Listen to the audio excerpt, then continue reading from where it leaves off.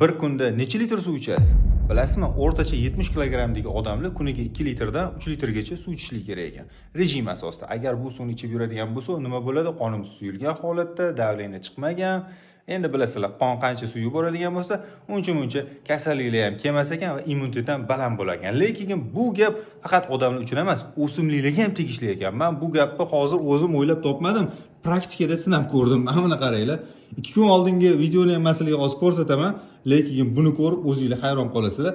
Haqiqatda so'lib qolgan rejim asosida sug'orilmasdi, esga tushib qolgan paytda sug'orilardi, qolgan payt ular chalpayib yotardi. Mana ko'rishinglar mumkin eski holati. Bu mana yangi holati, masalan, hozirgi holatida 3 kuncha bo'ldi. Mana apparatni o'rnatganimdan keyingi holati mana shunaqa darajada bo'ldi, ko'rib turganinglarda. Lekin bu nima qilib beradi mana apparat, bilasizlarmi? Bu ham nasos va timer bo'ladi. Kerakli paytda kerakli suvni yetkazib beradi. Mana baklashkadagi suv mana mashina o'zi tortadi. Tortib turib nasos bo'lgandan keyin va kerakli suvni mana ostiga ko'rsataman. Mana bu yerda emitorlari bor. Mana shu tomizg'ichlari orqali suvlarni yetkazib beradi. Buni endi ichida ko'rinmadi.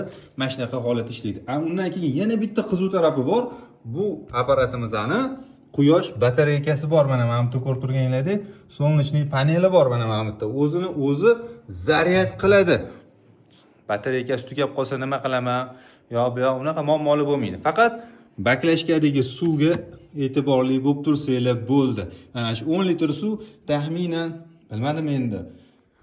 O'ylashimcha 1 oylarga yetsa kerak deb o'ylayapman. Endi 2 ta gul uchun. Bu apparatimizda 15 ta gulga mo'ljallangan, ya'ni 15 ta gulni bitta vaqtda sug'orish imkonini beradi.